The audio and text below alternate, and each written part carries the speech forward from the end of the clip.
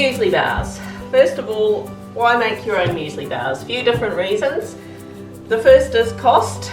I can make these muesli bars for less than half price of the cheapest muesli bars you'll find in the supermarket.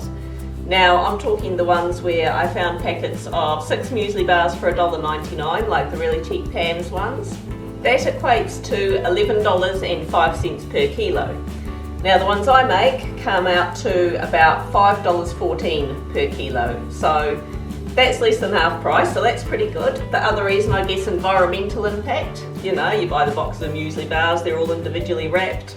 Obviously you make them yourself, there's no packaging other than the ingredients I make them with. And the other thing is, you know exactly what goes into them, which is always a good thing when you got kids. So now, before we get started, I have to do a quick word from my sponsor. John Espin from the Stupid Robot Fighting League has very kindly lent me his camera and tripod to do all my recording on. So yay, I don't have to use my phone attached to a vacuum anymore. Stupid Robot Fighting League on YouTube. Check them out, people, especially if you like to see stuff get smashed. It's awesome. Right, so get a pot. First thing you'll need, maple syrup. Now this is maple flavoured syrup. This is not the expensive stuff. This is the cheapest stuff that I could find that worked well to bind it all together. Unfortunately, you do need something sticky and sweet to bind everything together. Now, smell it. Now, most recipes use honey, but of course honey is not cheap until our bees actually start producing us some honey. That's what I'm going to go with. It's about the same price as golden syrup. We want 3/4 of a cup of maple syrup. I have 1/4 cup measure and 3 children, so that works out well, does it not?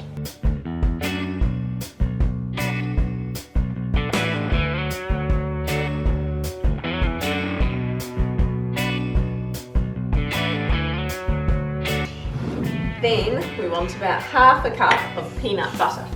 I just included this so I didn't have to put quite as much of the sugary stuff in. It just helps bind it together a bit. But I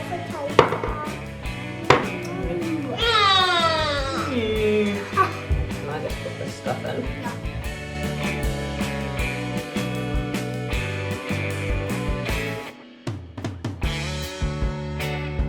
So we just want to put this on the stove top, give it a stir. I've got my stirrer there.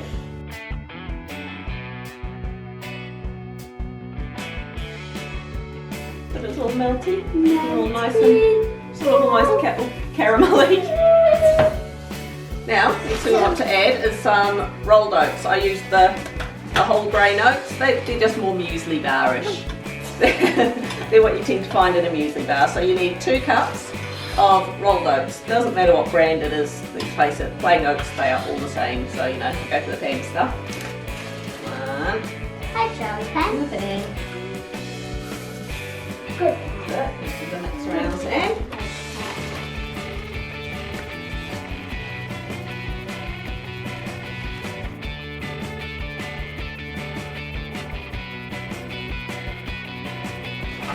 It'll taste better than it was.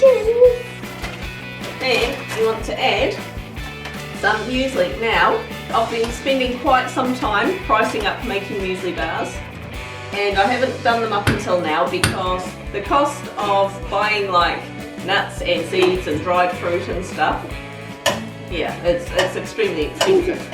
But this stuff, value brand, tropical muesli, it's the cheapest muesli you can buy. It's usually hiding on the bottom of the shelf with all the muesli that Pack and Save. It's actually really nice and it's really good just for chucking in muesli bars. You know, it's got flaked wheat, it's got dried fruit, it's got all that sort of stuff in it. Barley flakes, raisins, so there you go. So you want about 2 cups of that. 1. It has banana chips.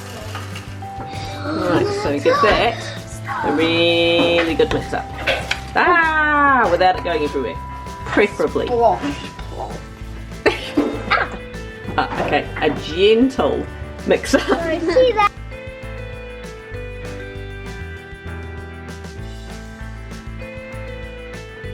Okay, then we want to get from Aston. And I want to get a tray.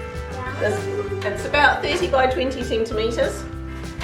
And just want to line it with baking paper just because it makes it so much easier to lift out and chop. Now we've spilt the mixture all over the stove. So we just want to empty this out.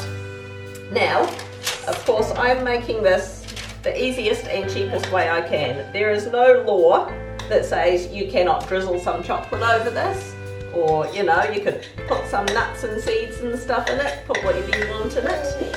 But this is just the simplest, cheapest way I have come up with to make muesli bars. Are you going to drizzle syrup over the top? No. Aww.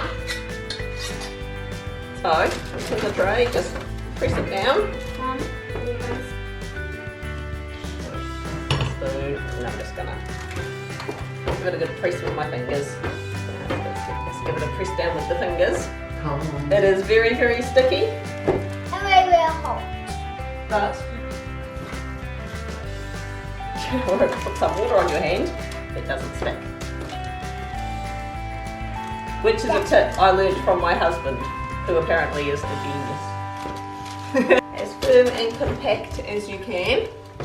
And then, once that has cooled down completely on the bench, we'll put it in the fridge for about an hour. Now, I have tested this by chopping it up, putting it in a lunchbox.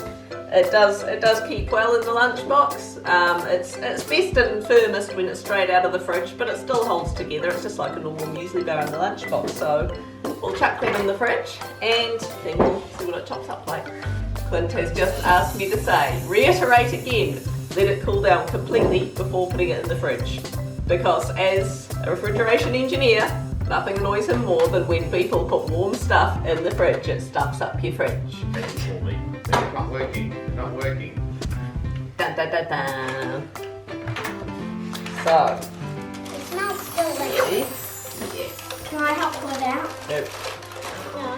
Look at that. Yeah. Whoa! Now, the other good thing about making your own muesli bars is, of course, you know, you can chop them to whatever size you want as well. So I'm going to chop these at like normal muesli bar size, but I mean, you know, make them bigger or smaller or whatever.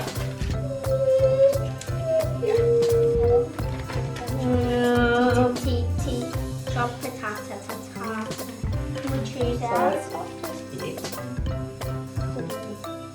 Yum. So look at that. Pop that in the lunchbox. Yummy. It probably, if I'm being honest, it probably needs a little bit longer in the fridge just to firm up a bit more, but that is absolutely yummy. So there we go. Give us a like, leave us a comment, please subscribe, and yeah, we'll keep you posted with my next idea. Bye. Make it the biggest one. Wait. I didn't see that one. Okay.